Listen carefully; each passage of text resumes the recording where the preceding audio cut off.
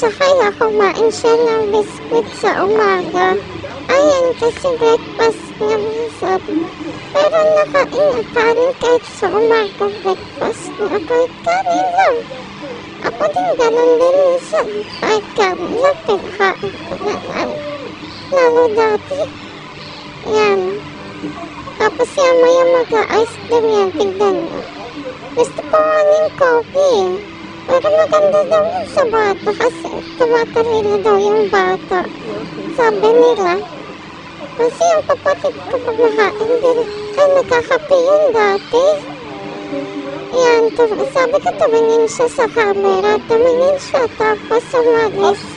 Ewan ko ba dyan. Kakain na naman niya.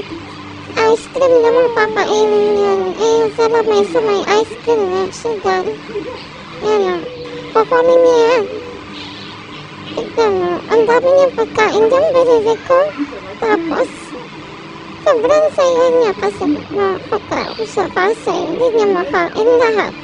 Ayan o, ice cream. Kaya tapos sa ice cream, nagtutupi siya. Ayan, nagtupi nga siya. Ayan, nagtutupi siya ng alalampin niya.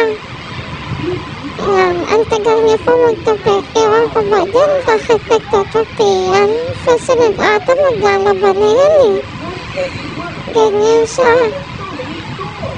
Sayahin kapag ano yan, pag walang sakit ganyan siya. Tapos, nalapahin ganyan po. I-joke pa rin sasabihin niya. Joke lang. Pero, ano yan? Tapos kapag yung mga ate niya naman, sabi niya, may kukunin siya. Kasama niya yung mga ate niya. Dalawa kasi ate niya. Isa,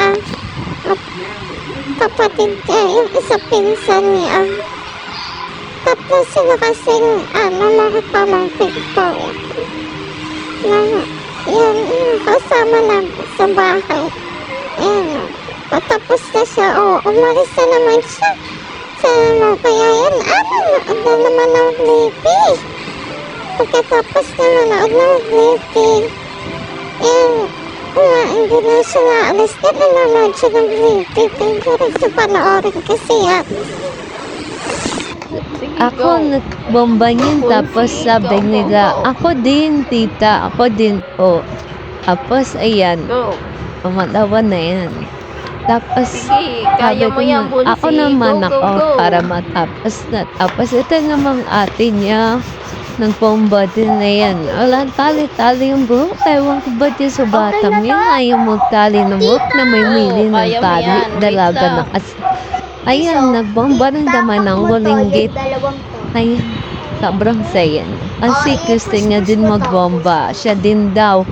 Excited na kasi ang mga yung magbomba ng phone. Thank you for watching. Subscribe to be my channel. And click the bell. Thank you.